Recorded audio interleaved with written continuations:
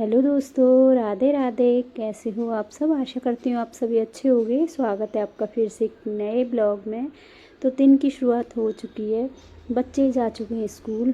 और बच्चे स्कूल भेजने के बाद पहले उठा लेती हूँ ये सारे बिस्तर, क्योंकि सुबह सुबह मैंने ये बिस्तर नहीं उठाए थे, क्योंकि नहा धोकर यहीं पर बैठकर चाय नाश्ता करते, क्योंकि सुबह सुबह बहुत ज़्यादा ठंड रहती है, बिना बिस्तर के नहीं बैठा जाता है। और ये सुबह जल्दी ही नहाकर पूजा कर लेते हैं, तो इसलिए ये यहीं पड़े हुए हैं बिस्तर। तो मैं उठाती भी नहीं हूँ, क्योंकि जब तक ये काम पर नहीं जाते तब तक ये बिस्तर जैसे कि तैसे ही पड़े रहते हैं। तो अब मैं बिस्तर समेट लेती हूँ, और अंदर के भी बिस्तर पड़े हुए हैं, क्योंकि बच्चे स्कूल गए जाते हैं उसके बाद ही बिस्तरों का काम शुरू होता है। और पूजा करने में भी तभी मन लगता है जब घर साफ सुथरा हो जाए, थोड़ा बहुत तो साफ हो ही जाए, ज़्यादा नहीं। तो बस यहाँ पहले सारे बिस्तर समेट लेती हूँ, थोड़ा बेडशीट को अच्छे से ठीक कर देती हूँ। बाकी काम मैं करूँगी बाद में, पहले करूँगी पूजा, क्योंकि नहा कर तो मैं काफ़ी देर पहले आ गई हूँ। बच्चों को नाश्ता नहा कर ही बना कर देती हूँ, कभी हो जाता है, वरना तो नहा कर ही सारे काम करती हूँ मैं। किचन में जो काम शुरू होते हैं, बच्चों को स्कूल जाना होता है, तो वो सुबह नहा धोकर ही शुरू होता है मेरा सुबह वाला काम। तो बस यहाँ बच्चे जा चुके थे स्कूल, और आज 11-12 दिन हो चुके हैं पूजा नहीं हुई है, लेकिन आज घर में पूजा होगी, क्योंकि 11 दिन हो चुके हैं नवजात बच्चे को हुए। क्योंकि कहते हैं छोटा बेबी जब घर पर होता है तो सूतक लग जाते हैं। लेकिन हमने पंडित जी से बात की थी, पंडित जी ने बताया हमको कि आप ऐसा करना, 11 दिन बाद अपने घर को अच्छे से गंगा जल के छींटे लगा देना, उसके बाद धूप दीप कर लेना। 11 दिन तक सूतक माने जाते हैं, उसके बाद कोई सूतक नहीं रहता है।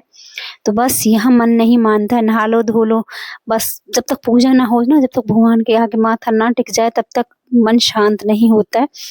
तो बस यहाँ पहले सारा मंदिर अच्छे से साफ किया, गंगा जल का छिड़काव किया पूरे घर में।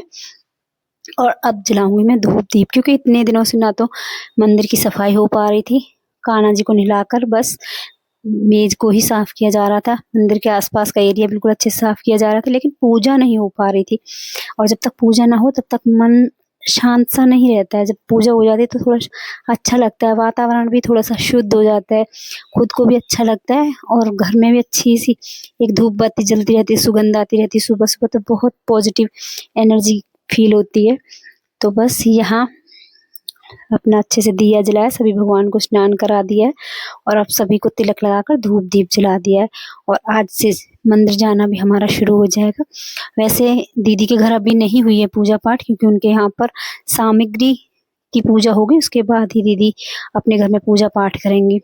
लेकिन हमने पूजा अपनी शुरू कर दी है, और ये हमने खुद से नहीं किया है, पंडित जी से ही पूछा था जो हमारे घर आते हैं, उन्होंने ही ये सब कुछ बताया हमको कि 11 दिन बाद सूतक खत्म हो जाते हैं, तो आप आराम से पूजा कर सकते हो।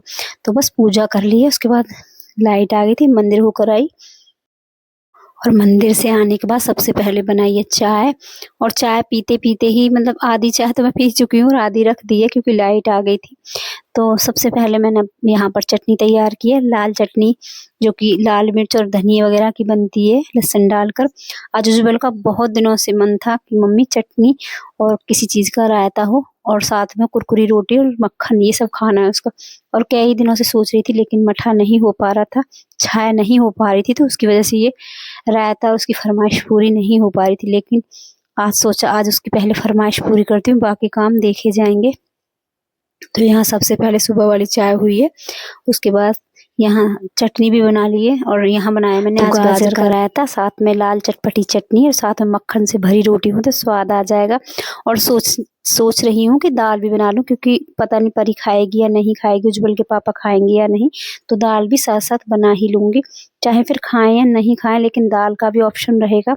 तो लेकिन दाल किसी ने भी नहीं खाई थी, सभी ने चटनी के साथ ही रोटी खाई थी, तो रोटी तो बनाई थी बाद में। इतना काम करने के बाद फिर लग गई थी वापस घर के कामों में, क्योंकि लाइट का जो काम था, जो बिजली से होना था, वो काम मैंने पहले किया, क्योंकि मुझे इन मिक्सी से ही चटनी बनानी थी, मिक्सी में ही आज मुझे ग्राइंड करना था गाजर को, रायता वगैरह बना कर रख दिया है। अब वापस से फिर अपने कामों में लग गई। तो आज ये बेडशीट भी बदल देती हूँ, क्योंकि कई दिन हो चुके बेडशीट भी नहीं बदली है। हालांकि गंदी नहीं थी, लेकिन फिर भी एक अलग सी स्मेल आने लगती है, क्योंकि धूप इतनी तेज है नहीं, बीच बीच में बारिशें आती है, और बच्चे कभी पैर धो लेते हैं कभी नहीं धोते हैं, तो बैठ भी तो बस यहाँ बेडशीट को बदल दिया है और फटाफट मैं ये कपड़े सब जो पड़े हुए हैं इनकी लगा देती हूँ तय। कुछ कपड़े ऐसे हैं जो तय लगे हुए हैं, कुछ कपड़े धुल कर रख दिए जाते हैं क्योंकि ये स्टैंड हो गया हमारा कि कुर्सी ऐसी चीज़ है, मतलब हमारे यहाँ क्या किसी के यहाँ भी आप जाकर देख लो, या तो कुर्सी पर रखे जाएँगे या बेड पर या फिर बक्कस पर, क्योंकि डायरेक्ट तो कोई कपड़ों की तह नहीं लगाता है। तो ये हमारा स्टैंड बन गया एक कुर्सी। हम कपड़े धुल कर लाते हैं तो कुर्सी पर रख देते हैं, फिर आराम से तह लगाते रहते हैं। कभी-कभी क्या होता है तह लगाकर भी यहीं कुर्सी पर ही रख देते हैं, अलमारी में बाद में आराम से लगाते हैं। तो बस कुछ कपड़े नए धुले थे तो वो भी अलमारी में रख दिए, और ये गरम कपड़े हैं सर्दियों के तो इनको भी तह लगा देती हूँ। कमरा बिल्कुल एकदम साफ होने के बाद आ गई हूँ, अब यहाँ दाल बना लेती हूँ। तो दाल रख दूँगी बनने, तब तक कर दूँगी बर्तनों की सफाई क्योंकि अभी बर्तन पड़े हुए हैं।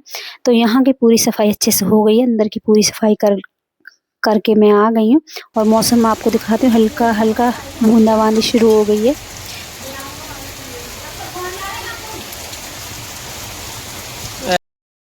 और बूंदाबांदी शुरू होते ही बच्चों की डिमांड हो गई थी चीला खाने की, तो चीला की तैयारी कर ली है। बेसन के चीले बनाऊंगी यहाँ पर। तो यहाँ चीले में डालने के लिए सब सामान तैयार कर लिया, जैसे कि गाजर, मटर और लहसुन है, प्याज है। तो बस यही सब चीज़ें तैयार कर ली। तो चलो अब